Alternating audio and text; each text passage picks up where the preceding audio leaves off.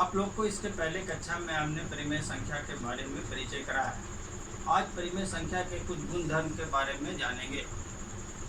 Class 7 और topic वही परिमेय संख्या है।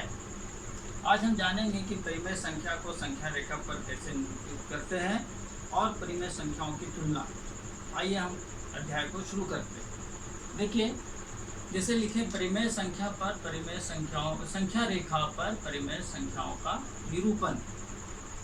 यहाँ पर आप एक चीज़ ध्यान दीजिए कि थोड़ा पूर्व का ज्ञान ले हम लोग, और हम यहाँ लिखें कि संख्या रेखा पर पूर्णांक संख्या का निरूपण। देखिए, एक संख्या रेखा लिए हम, और इस संख्या रेखा पर ये 0 है और यहाँ पर 1 2 3 4 5, यहाँ पर है -1 -2 -3 -4 -5, और ये तीर का चिन्ह बता रहा है कि इसको दोनों तरफ बढ़ाया जा सकता है। अब अगर हम लोग यहाँ ध्यान दें तो ये अगर बोलें कि +3 और -3 के बीच में पूर्णांक बताइए, तो आप आराम से देख सकते हैं कि +3 और -3 के बीच में -2 -1 1 -1 0 1 2 आता है। तो जब पूर्णांक संख्या के बीच में कुछ पूर्णांक संख्या आती है तो परिमेय संख्या के बीच में भी आती हो, तो हम परिमेय संख्या रेखा पर परिमेय संख्या का निरूपण इसी प्रकार प्रदर्शित कर सकते हैं।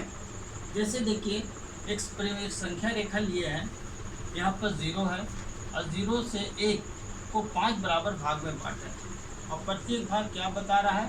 ये बता रहा है 1/5, ये 2/5, 3/5, 4/5, 5/5 अर्थात 1। आगे जाएंगे तो 6/5, 7/5 यानी 1 से अधिक होते जाएंगे। उसी प्रकार अगर हम लोग बाईं तरफ जाएंगे तो -1/5, -2/5, -3/5, -4/5, -5/5 अर्थात -1 और -6/5 फिर पीछे भी जा सकते हैं। इस तरह हम लोग संख्या रेखा पर परिमेय संख्या को प्रदर्शित कर सकते हैं। अब हम लोग इसको यहाँ पर तुलना करने के लिए समझेंगे कि बच्चों, अभी जैसे आपको हम बताया कि संख्या रेखा पर भी हम लोग परिमेय संख्या को निरूपित कर सकते हैं।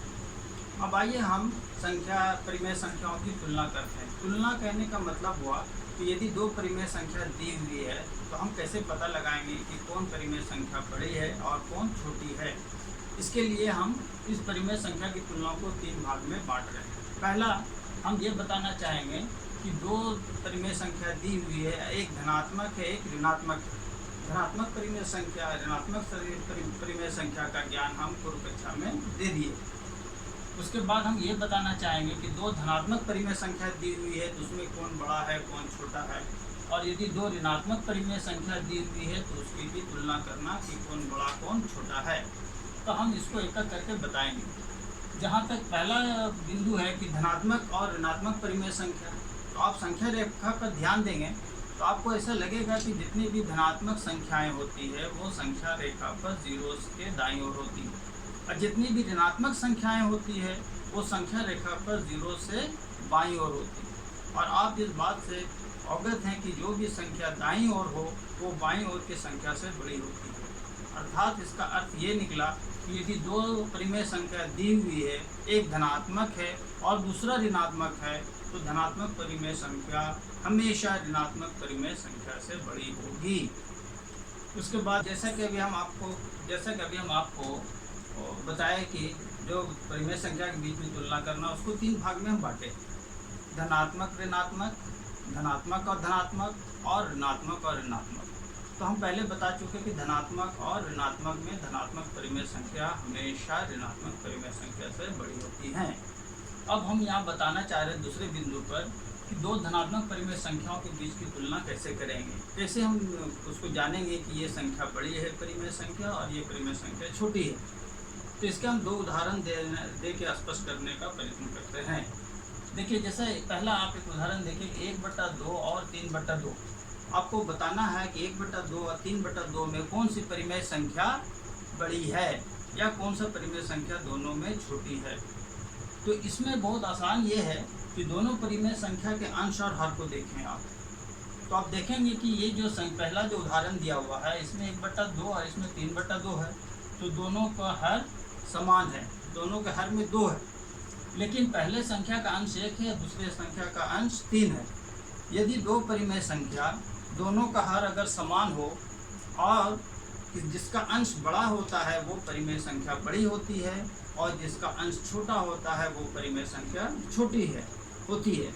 उसी प्रकार यहाँ दोनों का हर समान है, 2 है, यहाँ 3/2 है, तो यहाँ 3 जो है 1/2 यानी 1 का अंश से बड़ा है, अर्थात 3/2 बड़ा होगा, 3/2 बड़ा होगा 1/2 से। स्पष्ट? 2, यहाँ भी 2, दोनों का हर 2, इसका अंश 3, इसका अंश 1।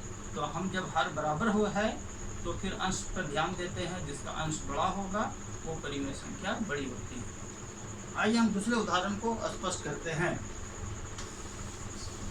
बात करना चाह रहे थे कि 2/3 और 3/4 है, तो यहाँ पर आप एक चीज़ देखिए, दोनों तो धनात्मक हैं, किंतु यहाँ पर 2/3 है, इसका अंश 2 है और हर 3 है, और यहाँ 3/4 है, अंश 3 है और हर 4 है। तो यहाँ दोनों का हर भी अलग है और अंश भी अलग है। तो हम कैसे पता करेंगे कि कौन सी परिमेय संख्या बड़ी है और कौन सा परिमेय संख्या छोटी है? कैसे तुलना करेंगे? तो 3/4 में हमको तुलना करना है कि कौन बड़ा कौन छोटा है। इसका गणितीय विधि क्या है? तो इन दोनों में सबसे पहले कीजिए कि दोनों का हर को देखिए। तो इस संख्या में इसका हर कितना है? 3, इसका हर कितना है? 4। तो दोनों का हम लोग लघुत्तम समापवर्तक निकालेंगे, दोनों के हर का, यानी 3 और 4। तो 3 और 4 का लघुत्तम समापवर्तक निकालेंगे तो कितना हो जाएगा? 12। अब इसको क्या कीजिए, पहला संख्या कितना? 2/3 बराबर 2/3।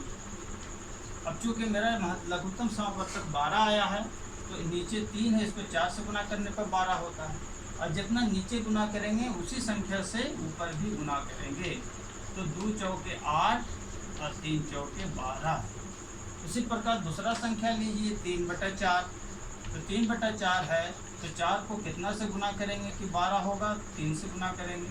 यदि 3 से नीचे गुना कर रहे हैं तो ऊपर भी 3 से गुना होगा। अब देखिए, इसको गुना करने पर 4 तिया 12, 3 तिया 9। अब आप स्पष्ट हो गए हैं कि ठीक इसके पहले वाले उदाहरण से। अब यहाँ देखिए, ये दोनों संख्या में दोनों का हर 12 हो गया।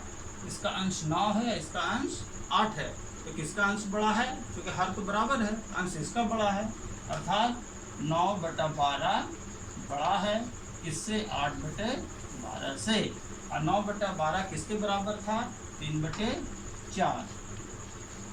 और 8/12 किसके बराबर था? 2/3। यही आपका आंसर होगा। ये 2 विधि है जिससे हम लोग बता सकते हैं। तीसरा बिंदु जो था कि 2 ऋणात्मक परिमेय संख्या के बीच में तुलना। तो यहाँ पर आप देखिए कि हम 2 उदाहरण यहाँ भी लिए हैं, एक -1/2 है और दूसरा -2/3। तो ये दोनों में देखिए कि यदि हम लोग यहाँ पर दोनों का हर को सेम बराबर कर दें, यानी इसको अगर हम लोग ऐसा कर दें कि -3/2 कर दें, ठीक। तो यहाँ पर देखें कि यहाँ दोनों का हर बराबर है, ये -1 है -3। तो आप पूर्णांक संख्या से अवगत है कि -1 -3 से बड़ा होता है और हर इसमें पहले से बराबर है। तो बहुत स्पष्ट हो जाएगा कि -1/2 जो है वो बड़ा होगा -3/2 से, क्योंकि -1 संख्या रेखा पर दाईं ओर होगा, -3 बाईं ओर होगा और दोनों का हर समान है। किंतु जब दोनों संख्या में हर अगर अलग अलग हो तो उसको कैसे बनाएंगे?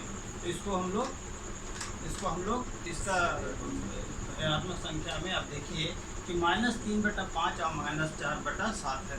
तो ये दोनों ऋणात्मक संख्याएं हैं और इनमें हमको दोनों का हर अलग अलग है।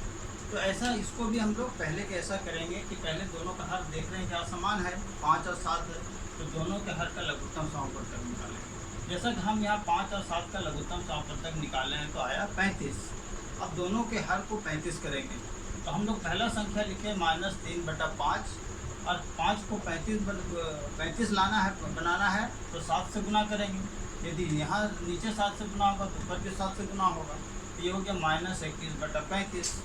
ठीक उसी प्रकार -7/14 है, -4/7 है, -4/7। तो 7 को 35 करना है तो 5 से गुना करेंगे, तो नीचे 5 से गुना करेंगे तो ऊपर भी 5 से गुना करेंगे। अब ऊपर जब नीचे करेंगे तो होगा -20/35। अब देखिए यहाँ दोनों का हर बराबर हो गया, यहाँ भी 35, यहाँ भी 35। तो इसके मतलब दोनों के अंश को देखना है, तो इसका अंश कितना है? -20, इसका अंश है -21, और आप इससे अवगत है कि -20 जो है वो -21 से बड़ा होता है, अर्थात -20/35 बड़ा है -21/35 से। -20/35 किसका मान है? -4/7, और -21/35 मान किसका है? -3/5, यानी -4/7 बड़ा है -3/5 से। तो बच्चों, आज हम आप लोग को परिमेय संख्या की तुलना के बारे में बताएं। अगली कक्षा में हम लोग ये जानने का कोशिश करेंगे कि दो परिमेय संख्याओं के बीच में और कितनी परिमेय संख्या निकाली जा सकती है, और इसके गुणधर्म को जानेंगे। धन्यवाद।